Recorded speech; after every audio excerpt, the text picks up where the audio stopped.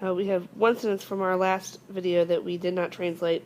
Sic qualvere parcas, which is indirect statement still dependent on audie rot. And it means, thus the fates rolled. So the fates were represented as three sisters, also called the Parcae. Okay, that's where we get this right here. There was Clotho the spinner, who spun the thread of life for each mortal.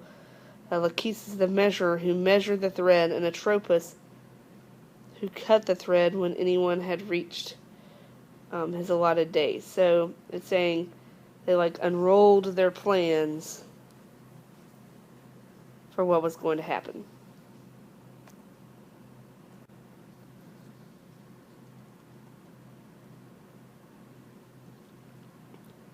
Okay, so in this next section, whoops, there we go.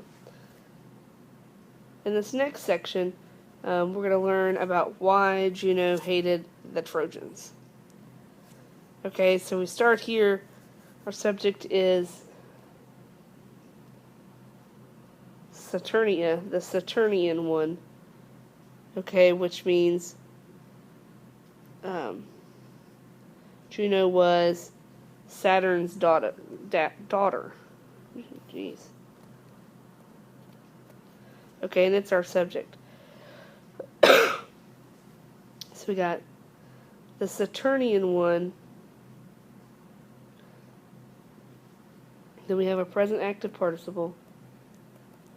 It's nominative describing Juno. Fearing this. Okay, so what is the this? It is the prophesied greatness of Rome and the destruction of Carthage. So if you think about what had happened previously in Roman history that all of the people who were hearing this epic would be reminded of were the Punic Wars that pitted Rome against Carthage and ultimately destroyed Carthage. So, he's connecting it, Vergil's connecting it to something that the Roman people would be familiar with. So fearing this and mindful of the old war, okay, talking about the Trojan War that just happened.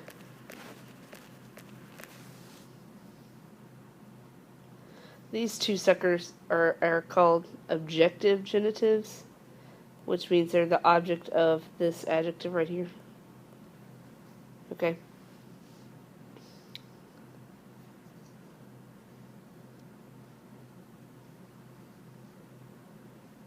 Okay. Which she first, so first also describes the Saturnian one, or Juno. And this is like a relative clause here, but that relative word's not at the beginning, to emphasize that she was the first one who helped the Greeks in their war against Trojans.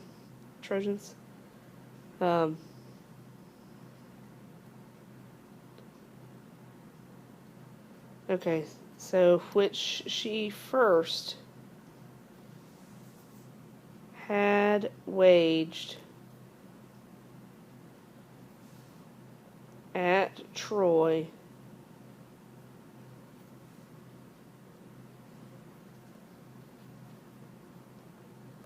on behalf, or for her dear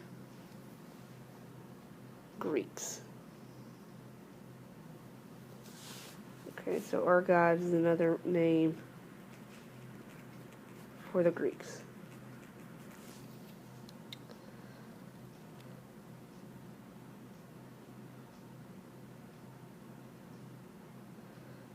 Juno had a special connection to the Argives. Her most famous temple was at Argos. And in Homer, this is kind of a throwback to, Vergil using some epic, making it seem epic. Okay, so at Homer, she's given the epithet Argive in the 4th book of the Iliad. Okay. So here are her 3 main reasons why she hates the Trojans. Okay, so, and not yet even the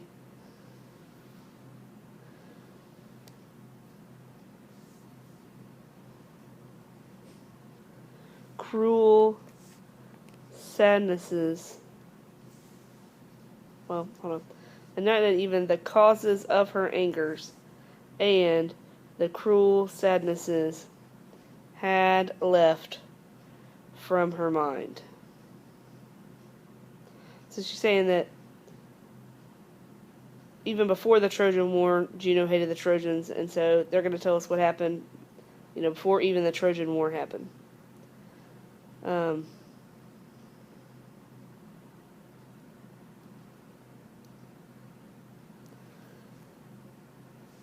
Okay, so we got there remains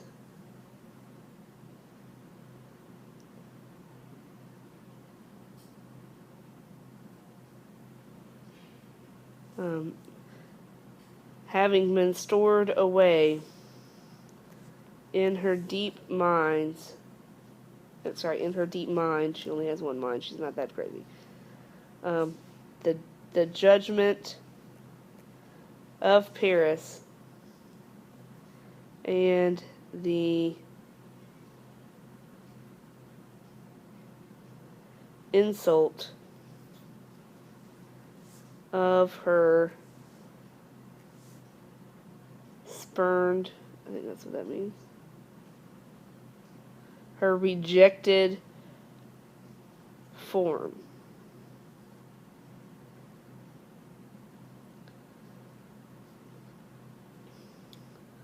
So this insult, the shepherd Paris was asked by Juno, Minerva, and Venus to judge who was the most beautiful goddess. Okay, and obviously she hated him because Paris didn't pick her, he picked Venus. So that's number one. So the judgment of Paris is number one, and her rejected beauty. Okay, number two was that they were the hated race. The Trojans were also hateful to Juno because Dardanus, their ancestor, was the son of Jupiter by Electra, of whom Juno, that was her arch rival. Okay, and number three, and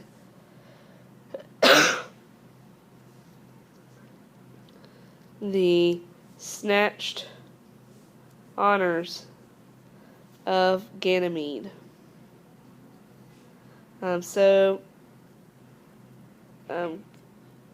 Ganymede was the son of Tros, who was carried off by an eagle to be the cupbearer of Jupiter, which upset Juno because she had hoped that her daughter Hebe would be the, honored cupbearer of Jupiter, but that didn't happen.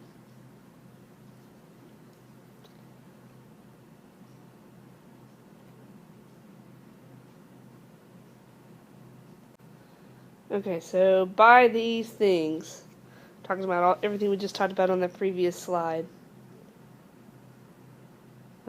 we could say, having been inflamed by these things. So this one goes back to Saturnia, the Saturnian one on the previous slide, still describing Juno.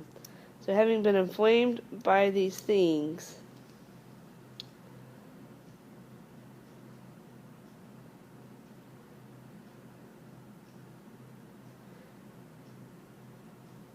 additionally, so this is kind of taken, the super is kind of taken like an adverb.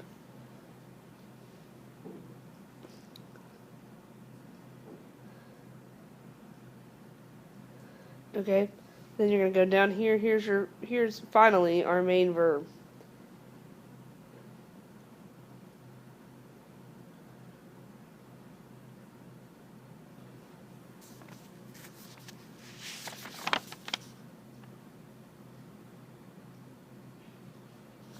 Okay, she was keeping the Trojans, having been tossed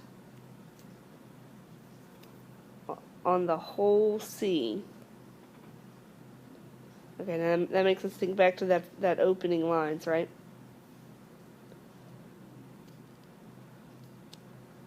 Okay, so then which Trojans are we talking about? Like all the Trojans? No, we're talking about the remainders, like those having been left behind. The remainders of the Greeks. Okay, that's genitive, and it's talking about the Greeks. And of fierce Achilles. Okay, so basically she's saying, or Vergil's saying that the Trojans that she's talking about, that she talks about on the whole sea, were the ones that didn't get killed in Troy. Okay, so she was keeping them far off from Latium.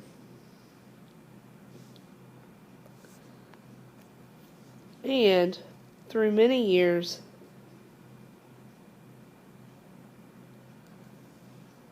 having been driven by fate, and that's talking about the Trojans, they were wandering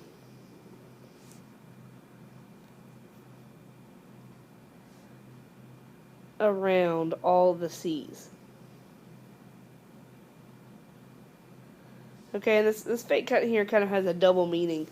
Fate requires that the Trojans travel across the Mediterranean Sea to Italy, while fate also turns Juno into their mortal enemy, who makes them endure, all this hardship. But again, it kind of takes us back to those opening lines. Okay, then we got a famous